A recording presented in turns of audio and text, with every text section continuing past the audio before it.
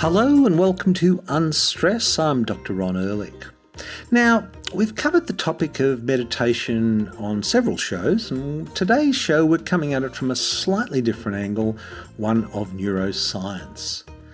My guest today is Ariel Garten, and Ariel is a neuroscientist. She's also an innovator, a brain tech expert and co-founder of Interaxon, the creator of Muse, an award-winning brain sensing technology. Now, Harvard, the Mayo Clinic, NASA, and myself are among hundreds of thousands of users of the Muse technology. It's a headband that reads brain activity the same way an EEG does. I have to admit, and this is my dental background showing through here, I do love innovation and technology. So I was attracted to this neurofeedback tool called Muse. You wear it like you do a headband, and through an app on your phone, you hear your brain activity. Well, your brain activity is translated into sound, like crashing ocean. This would be an overactive mind, or a calm trickling sound of waves gently rolling into a beach. When your mind is focused, there are even little bird sounds in the background that have this tweeting sound with the calm sound of the ocean just lapping onto the beach. Now, the more tweeting sounds you hear of birds, the calmer your brain is and the calmer your mind is, so you are in the zone. It's an interesting tool. Now, as lots of other shows we've done on meditation will tell you, you don't need tech to meditate. But I thought this would give an interesting neuroscience view of meditation. It gives you that real-time feedback, so you really do get to see what's going on or in your brain, and it's an interesting learning tool. We cover some really interesting other things as well, so I hope you enjoy this conversation I had with Ariel Garten. Welcome to the show, Ariel. Thank you, Ron. Pleasure to be here. Ariel, there's so much I wanted to talk to you today about. Your background is neuroscience. You've been a psychotherapist. You're a developer of new technology, and we're going to talk about that as well. But I thought I might get you to share with us a little bit of your own background, your neuroscience, a bit about yourself and how you got into all of that. Sure. So I come at this from a very funny angle. My mom's an artist, so I would see her make beautiful things on a canvas and bring amazing paintings to life where there was nothing. And from that, I learned that you could create anything you wanted. So I was always making things. I was fascinated by how the world worked, why stuff was hard, why we perceived the color red as red. And then I became really interested in science, which is super weird for my family, who were artists and bohemians.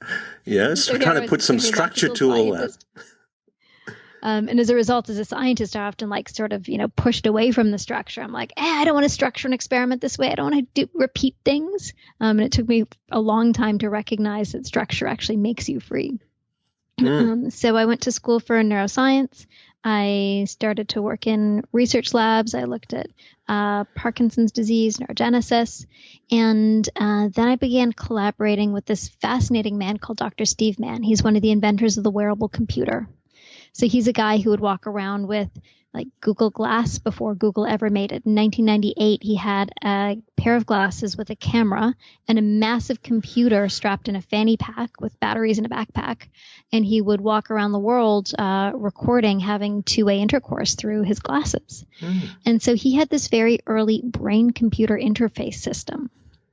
And it's as crazy as it sounds, brain-computer interface. So it was a EEG electrode, and through changes in your brain state, we could actually control stuff in the world around us. So we could interpret brain activity to music. We could use it to control lighting, not very well, but slightly, which was fascinating. And I took that original technology and tried to figure out how to best apply it. And from there, I got together with co-founders, Chris and Trevor, who would eventually form our startup, Muse.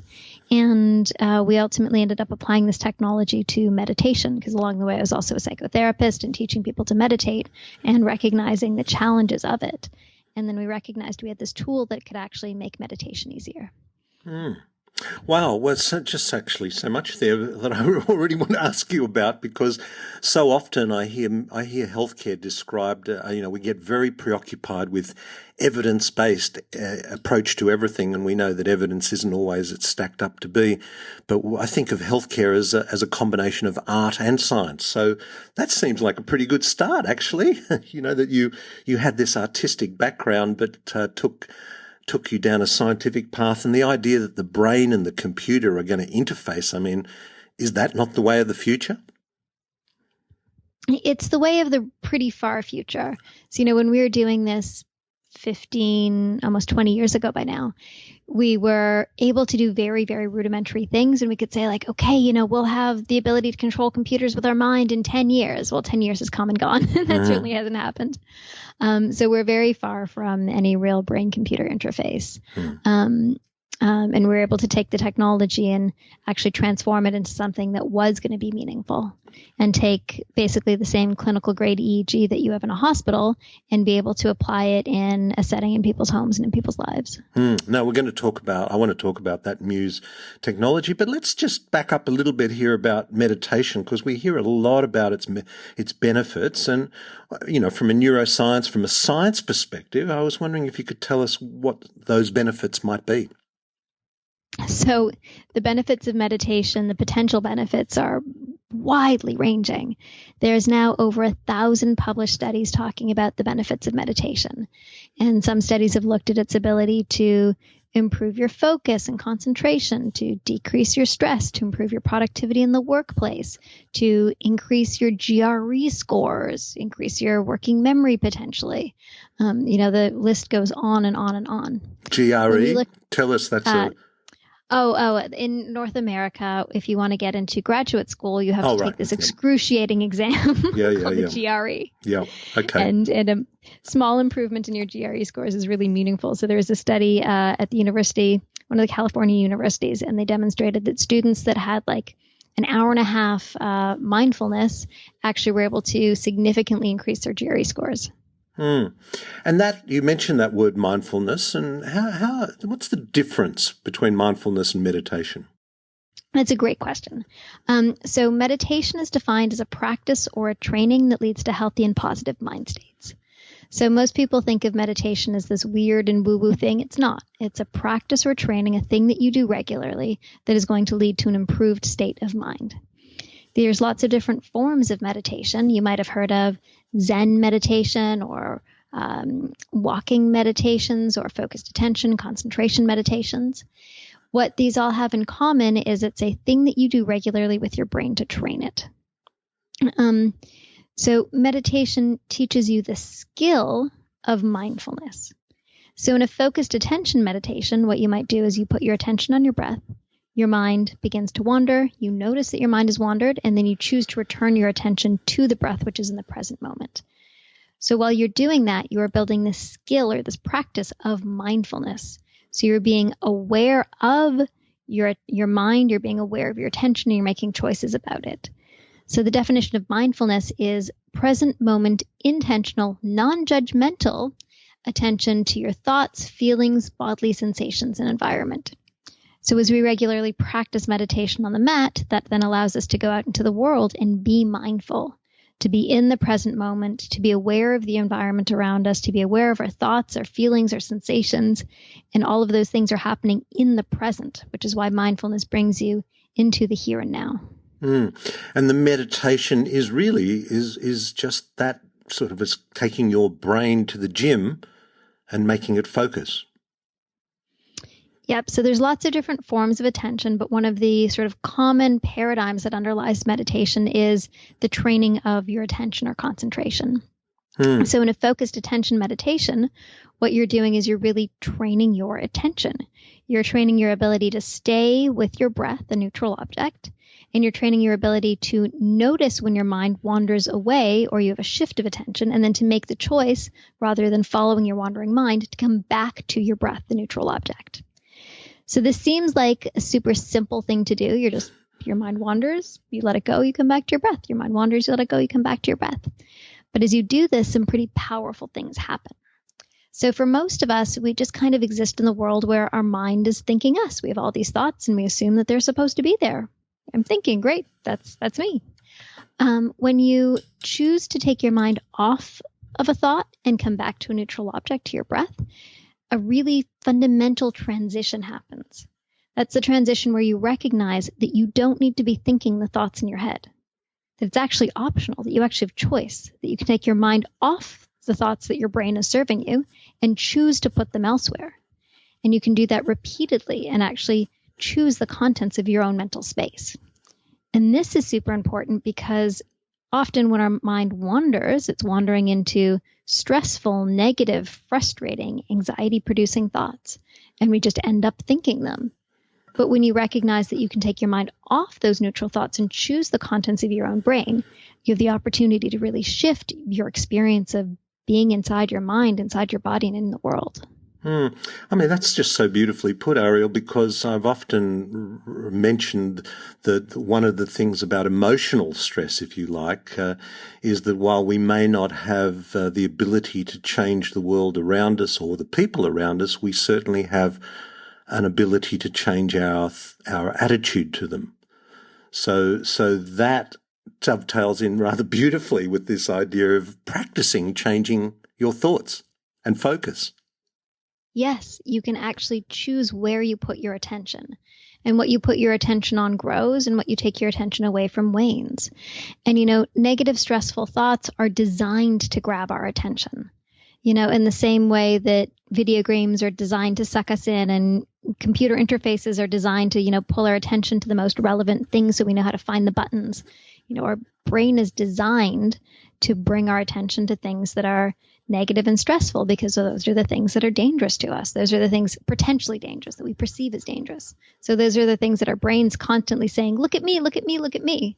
So unless we really actively practice disengaging from those thoughts and putting our attention elsewhere, we will spend a disproportionate amount of time in those negative thoughts. It's your amygdala's way of trying to, avoid danger. And so the amygdala is the part of your brain that's always scanning for danger and warning you. And avoiding danger is fabulous if you live in a world where, you're about to be hit by a car, there's a massive fire in front of you that you need to run from. But we live in a relatively safe environment. When we're in our homes or when we're going about our daily life, there's very few things that are truly life-threatening that actually require that level of attention. And so the system that's used to literally trying to save our life constantly becomes co-opted to care about really minor things like, oh no, there's gum stuck in my shoe. This is terrible. Oh, there's a wrinkle in my pants. Oh, there's an email from my boss. Is the world on fire? Am I going to be fired?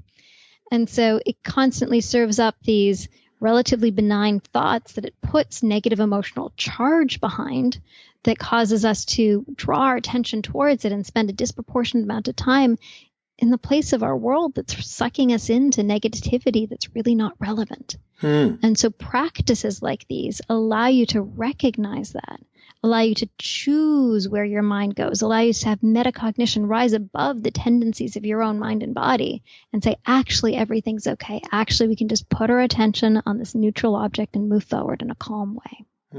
It's interesting, isn't it? Because that would have been a very important, as you said, a defense mechanism for us as we move through our world, our environment. But as our world and environment, ironically, has become more safe, we look for an outlet to keep that active, that amygdala danger perception active. And maybe I wonder whether that's why we're drawn to bad news, to horror stories, to, the negativeness that we are often bombarded with. I wonder if that's why we're drawn to it. It's a kind of an innate thing that we need to keep finely tuned, even in a safe environment. Quite likely.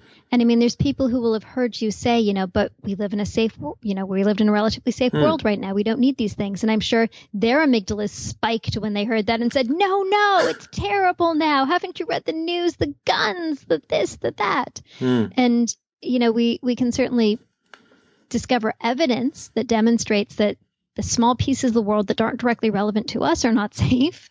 But that, again, is the act of the amygdala trying to constantly warn us of things that actually we don't need to know about. You're in your home, you're in a safe place. Your brain might be generating stories trying to scare you to keep you worried, but you really don't need them. And these, stories that we perpetuate that keep us in a state of stress and a state of anxiety really just diminish our quality of life. Worrying does not keep us safer. Worrying does not improve our quality of life. It's a thing that we do to try to reduce our anxiety, to think that we're keeping us safe from the imaginary fear that we just created. It's very ironic. But in reality, if we just let it go and exist in the peace that we have here and now, the world really becomes a much better place for you and for the people around you. Yeah. And that it's interesting too, because another focus of our program has often been sleep. And we've touched on the effect of sleep on the amygdala, or lack of sleep rather on the amygdala. And I've often heard the expression, or the fact, is it a fact, that 20 minutes of meditation is equal to 2 hours of sleep. Is that true? I was going to say, I don't know if that's a fact. Yep. Yeah, it's good. Good. I'm glad to hear you confirm that, but it rolls off the tongue really well. I mean, it sounds terrific. Yeah, I've also heard that you can sleep on 4 hours a night if you have 4 hours of meditation. I also don't know that to be true. Not recommended. Don't try it at home.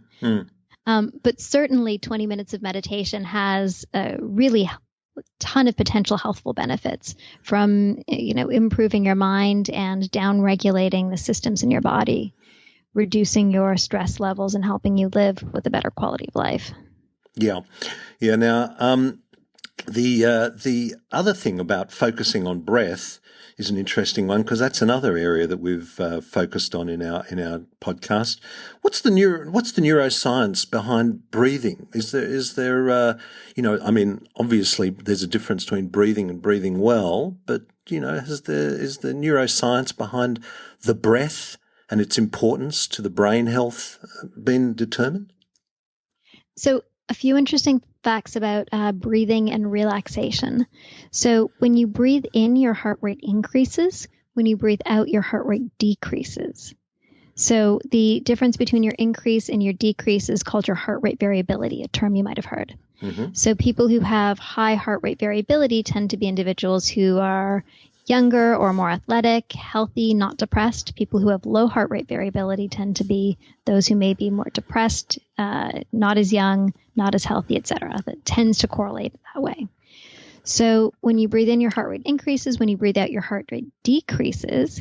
And on your exhalation, as you're decreasing your heart rate, you're actually signaling to your body to slow down. So that's why when you are able to breathe in a very rhythmic manner with nice big inhales and long exhales, you're increasing your heart rate variability, the difference between your fast heartbeat and your slow heartbeat, your peak heartbeat and your low heartbeat during each breath cycle. So breathing in a way where you have a nice low exhale allows you to increase your heart rate variability and potentially increase your health. So that's one part of the puzzle. When you breathe out and your heart rate decreases, you're actually allowing your body to be in a state of slower engagement, like slower physiology, more rest and pushing more towards rest and digest. So if you want to relax your body, what you want to do is have a nice, long, extended exhale. So when you look at breathing patterns to increase relaxation, it might be like 4 breaths in and 6 breaths out. Or 4 breaths in, hold, and 6 breaths out. And in that exhale, you're now signaling to your body to slow down. Because another thing that we've had mentioned to our listeners before is that a great way to engage the parasympathetic nervous system is to inhale slowly, to exhale slowly, and to hold the exhaled breath for a few seconds as well. And in a very short period of time, that neurology can switch. Is that true as well?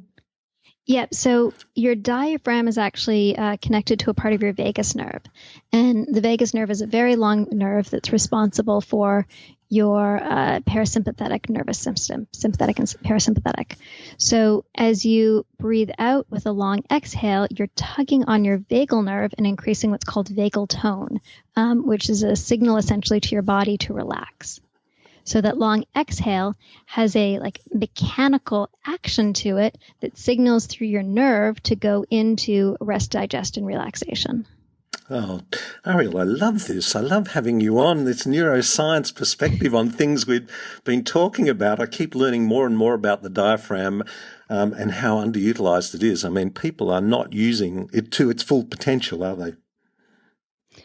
Probably not. Probably most not. of us are just shallow breathers. That's it. Now, listen, I wanted to talk to you about the Muse because, as I think I mentioned to you before we came on, I was an early adopter. I've had my Muse now for quite some time, and I found it a fascinating tool. What is the Muse? Tell us a bit about it. How did it come about? I mean, you've kind of touched on it in our introduction, but let's go into it a little bit more detail. Sure, and super exciting that you've been using it for years. It's amazing. So Muse is a brain-sensing headband that helps you meditate. So most of us know that meditation is good for you, but meditation can be really hard to do.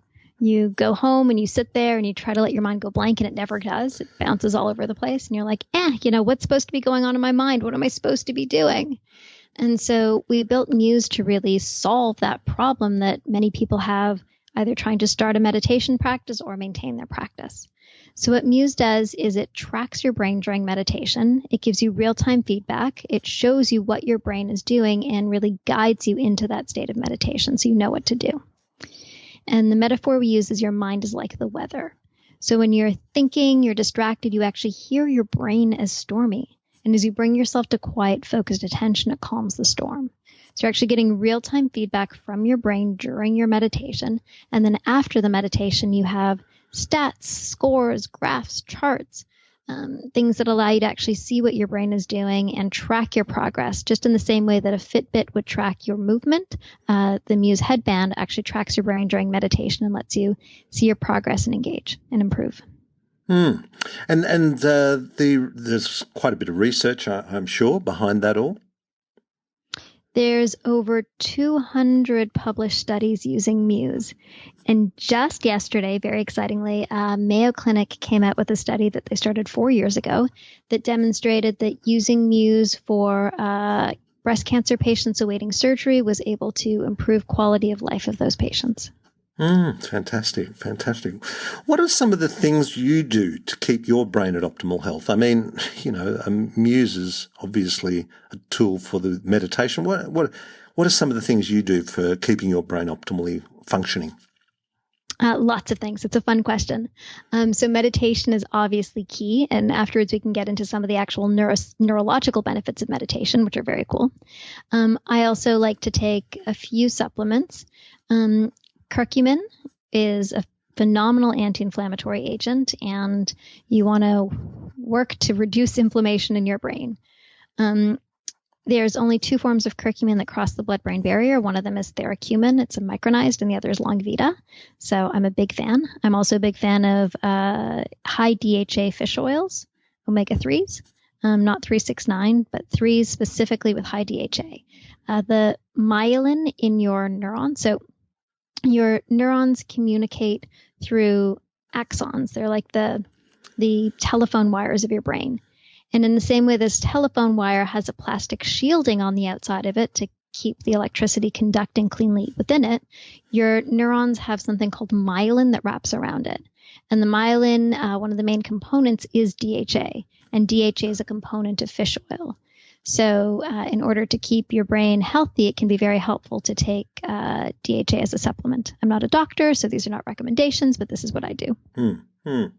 And you mentioned at the very beginning that you had done initially research in Parkinson's, and myelin is obviously a part of that, and MS as well, I guess. So these are growing problems in our society.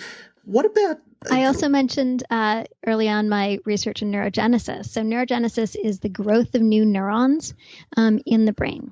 And there's a part of your brain called the dentate gyrus of the hippocampus where new neurons actively grow. And that happens for young as well as older adults. And when I worked in a research lab, if we wanted to do a study looking at how neurons grew in the rat and mice brains that we were looking at, we would do only one simple thing. We would put them on a running wheel. Put the rat or the mouse on a running wheel for a few hours a day. For a couple days, you go back in and boom, new neurons in the dentate gyrus. Now, There's rat physiology and human physiology is different in a lot of ways, but exercise is still incredibly powerful for the human brain. Yeah, and it's one of the best things you can do aside from like eating and hydration. Yeah, and neurogenesis, the generation of neurons, is not age. I mean, it is age related, but we can still do that up to what age? I don't know. I don't want to hold it. But into our adult Yeah, into your adult life. Yeah. Yeah. And tell us about you touched on also you mentioned neurological benefits of meditation. Let's just talk a bit about those. Sure. So meditation has been demonstrated in literature to have some pretty amazing effects on the actual structure of the brain. So in one study by Dr. Sarah Lazar, she's a meditation and neuroscience researcher from Harvard, she looked at the brains of long-term meditators. And she was able to determine that a long-term meditator was able to maintain the thickness of his or her prefrontal cortex. Now, the prefrontal cortex is the area right at the front of your head. It's like just behind your forehead there. And it's the part of our brain that's responsible for thinking, for planning, for our higher order processes. And as you age, your prefrontal cortex thins. However, with a long-term meditation practice, you have the opportunity to potentially maintain the thickness of that prefrontal cortex. So that attention and focused attention exercise that you do during focused attention meditation is actually strengthening the attention of your brain. Your prefrontal cortex is part of the area of your brain responsible for attention. So there are many reasons that through meditation, you may be able to strengthen that area. Yeah. Okay. And then go on. But wait, there's more. But there's more. But wait, there's more. More. Meditation can also downregulate the amygdala. So we were talking earlier about the amygdala, the part of your brain that scans for danger, that's responsible for your fight or flight. With people who have meditation practices in an MRI machine, you can often see a downregulation, less activity of the amygdala. And in somebody who's a long-term meditator, you can sometimes even see a decrease in the size of the amygdala. So you're actually seeing overall less amygdala activity. And part of what's happening here is the prefrontal cortex, which is kind of like the parent, the person who's able to see what's going on and have wisdom and oversight, is able to now downregulate, able to control the amygdala, which is kind of like the child having a temper tantrum. So as your amygdala is freaking out and being like, we're scared of the wrinkle in our pants, your prefrontal cortex can come in and say, it's okay. It's just a wrinkle. We're going to calm right down now. Everything's fine. We've learned in our meditation practice, we can just let that thought go.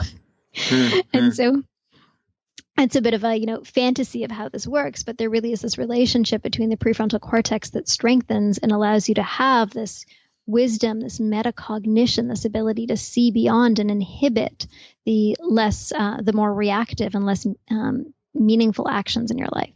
And memory, does it, you mentioned the hippocampus before as in neurogenesis, but it's also involved in memory too, is it not? Yeah, so the hippocampus is responsible for learning and memory. And there are studies that demonstrate that long-term meditators can have increased volume of their left hippocampus. So this doesn't necessarily mean that meditation increases your memory. I think this finding comes from the fact that the hippocampus is very sensitive to cortisol, to stress hormones. And in individuals that have high cortisol levels, you sometimes see a decrease in the size of the hippocampus over time. And somebody who has a meditation practice may be able to have decreased cortisol levels and therefore decrease the impact of cortisol on their hippocampus. So that's one way that we may see, an increase maintenance of that function over time. What we do see is an increase in working memory. So you have different kinds of memory. You have episodic memory where you're remembering something that happens, and you have working memory, which is the memory that you use that's just a 2 or 3 minute little buffer that holds the ideas in it. So when you're studying, for example, you need to hold things in your memory, hold things in your buffer to get from the beginning of one paragraph to the end and then make sense of that idea, for example. So somebody who has a long-term or strong meditation practice is able to hold their contents in that working memory without losing them from distraction. So it's not like you get halfway down the paragraph and then you're like, oh, squirrel, and then you forget what you were doing. And then you have to go back and read it all over again. So that may be one of the reasons that meditation can help improve GRE scores. Mm-hmm. And we hear so much about the importance of sleep on every measure of health, be it physical, mental, emotional. The impact of meditation on sleep? The what do you meditation think? It has the opportunity to have a significant impact on sleep. So there's one study looking at older adults who half of which were taught a sleep hygiene course, and half of which were given meditation. And in the meditation group, they saw improved latency to sleep and increased overall sleep. So there's lots of literature demonstrating meditation's ability to impact your sleep. There's also a ton of anecdotal evidence. So, we hear all the time about people who feel like their quality of sleep has improved. And when you think about it, just logically, a lot of the reason that people have difficulty falling asleep is that your mind is racing and you can't make it stop and you keep following these thoughts. And when you learn the practice of letting go of those thoughts, not engaging them, not following them, just coming back to a neutral object and calming your body and mind, sleep can come easily. And so many people say, I don't have time for meditation. And a lot of people say that about sleep as well. Of course, what about product, and they think they're being more productive by not doing either of those things. What do we know about meditation and productivity? So again, lots of studies demonstrating meditation's impact on productivity. And I can tell you anecdotally, that's really one of the very first benefits that I noticed. So when we started building Muse, prior to that, I was somebody who had tried to meditate, but sucked at it. I was like, my mind's too busy. I can't meditate. I like thinking. And it was really through the process of building and using Muse that I learned to meditate myself.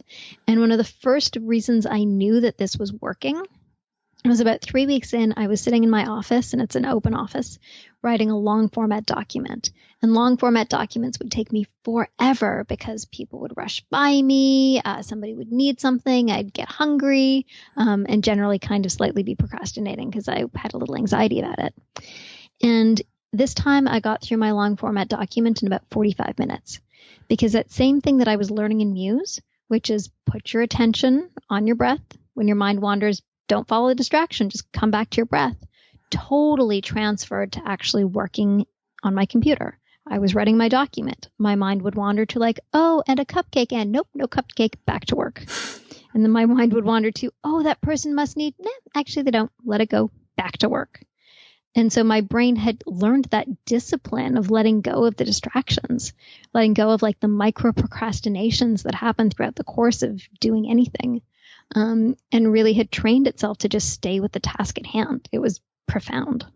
Yeah, no. Look, it's a common story, isn't it? I'm too busy to meditate, but if someone was listening to this now, and there are lots of different forms of meditation, but someone was listening to it, what would be a few tips you might give to our listener who might only be getting started because or they just wanted to maintain their practice? What would be some tips for getting people back into or onto meditation? So people often ask me how long they should meditate for, and they imagine I need to meditate for 20 minutes or, sit there for 1 hour. You don't. You need to meditate for the amount of time that you're willing to do it. And so start small. Like with Muse, we tell people start at 3 minutes or 5 minutes. And once you get the hang of that, move up to 7, and then you'll start to enjoy it, and move up to 10, and then that feels juicy.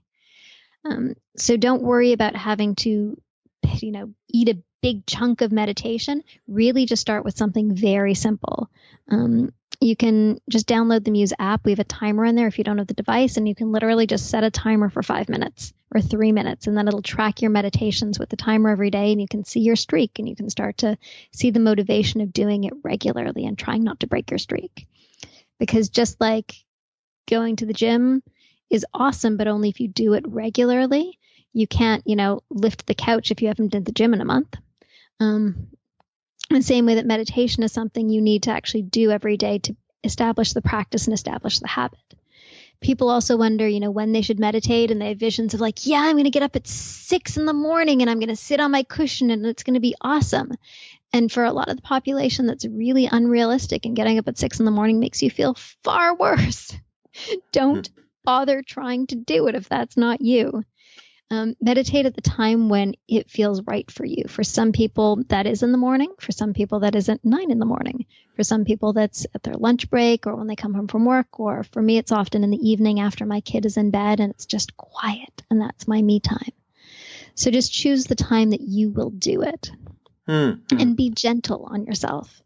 Most of us are not great meditators, and that's completely fine. Most of our minds wander. All of our minds wander. They're supposed to. It means that we're alive. It's totally okay. The question is just, what do you do with your wandering mind? Do you choose to follow, or do you choose to say, nope, okay, let it go, come back to the breath? Just do it gently and lovingly. You might have to do it 100 times, and every time you do it is an opportunity to practice. Every time you do it is the opportunity to change the relationship with your own thoughts and affirm your choice and your agency. Now, listen, just as we're finishing up here, just taking a step back from your role as a neuroscientist and a developer of this technology, because we're all on this health journey through life. What do you think the biggest challenge is for people on our health journey through life in our modern world? What do you think that might be? We have so many challenges. I mean, people have a variety of different health journeys. One thing that I'm particularly interested in is the role of the mind to drive the body. And so often, a lot of the illnesses that or the health challenges that we deal with are as a result of stress. They are as a result of negative, frustrated thinking. And they are as a result of being worried about the symptoms that come up and then exacerbating them through that concern and overfocus.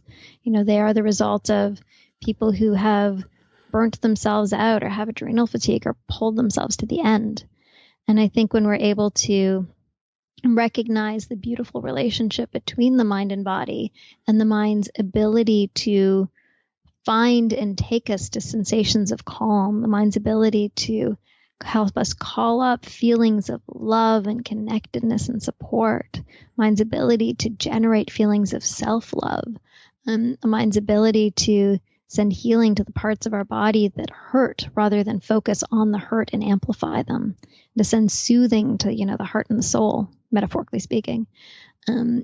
We have the opportunity to really transform the way that we deal with ourselves when we're sick, in a way that we have the opportunity to be kinder and more loving. And certainly lots of research has demonstrated that when you are in an environment of love and support through your healing, you heal more effectively. Ariel, what a great note to finish on, and thank you so much for joining us today and sharing your wisdom. My sincere pleasure. Thank you for the opportunity. Well, there it is. We'll have links to Ariel's own site as well as the choosemuse.com site, and you can try it out for yourself. There is also, let's not forget, the Unstress app, which you can download off the App Store or the Google Play, and we've got some great resources on that app, including in the drop-down menu on the top left-hand of the screen, a breathing exercise tool, which is a great way to switch on the parasympathetic nervous system, which Ariel made some mention of. We've also got a health assessment tool. You get to know when the latest podcast comes out and when a blog post is done. So we've got some really interesting things on there. Now, we've also got a 5-week, 5 Pillars of Health online course coming up in the new year. So look out for that. And don't forget to get online and leave us a review on iTunes. When we get up to about 100 reviews, apparently that really pushes our ratings up, and I'd love to get to the point where we get several hundreds of thousands of downloads of each episode every month. I really believe the message is an important one. Holistic approach to life. It's the way the body works, it's the way the planet works. So it seems like a good message to get out there. So until next time, this is Dr. Ron Ehrlich. Be well. This podcast provides general information and discussion about medicine, health, and related subjects. The content is not intended and should not be construed as medical advice or as a substitute for care by a qualified medical practitioner. If you or any other person has a medical concern, he or she should consult with an appropriately qualified medical practitioner. Guests who